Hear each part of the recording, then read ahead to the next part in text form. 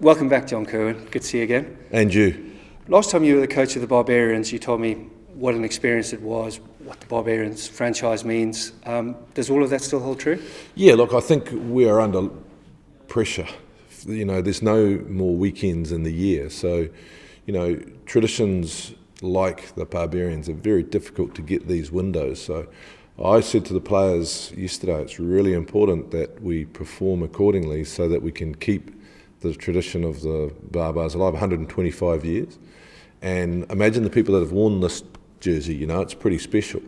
So really the players need to start understanding that we've got to keep performing. It's got to be something where 55,000, 60,000 people walk away from Twickenham getting a spirit of traditional rugby, throw it around, you know, not as much pressure on us, but also performing to the standards that we need them to.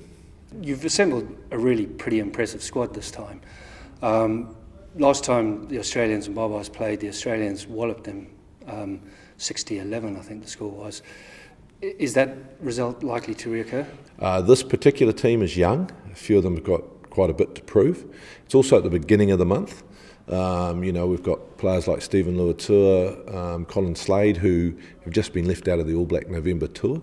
So they've got points to prove. We've got guys who, you know, are also trying to get back into their respective national sides. So there's a lot to play for, and it seems to be a little bit younger, this team, which is fantastic. So I think there's lots to play for, and but you've got to play for 80 minutes. I mean, Australia have come off a pretty interesting time, to say the least, and Michael Cheika's just taken over, who I know very well. So it's going to be a really interesting day.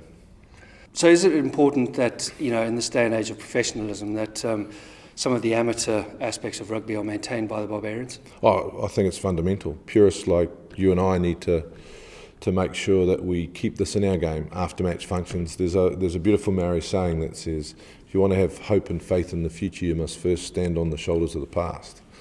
So I think those things that the Barbarians talk about, you know, tradition, getting together, different nations rooming together. You know, Super Rugby, for example, we don't have after-match functions anymore. We just play, then it's all about recovery, which is fine, and that's the professional side. But, you know, here we've got Samoans rooming with Africans, we've got, you know, New Zealanders rooming with Scottish. So it brings people together in what were the traditions of the game. So for me, it's fundamental. But we've got to perform.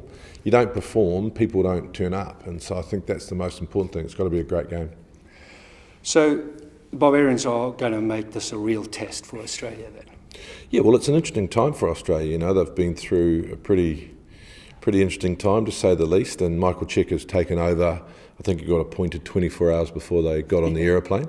You know, it's been pretty common knowledge what happened to Ewan, and that was really unfortunate, and Kurtley Beale, and, you know, Kurtley's not on tour. So, you know, what would you be like if you were Michael Cheika? You know, you're saying we lost to Argentina, we lost to New Zealand. You know, we need to start getting on the winning horse again. So he'll be driving that in big time. They'll be here to win. So it's going to be a pretty intense time.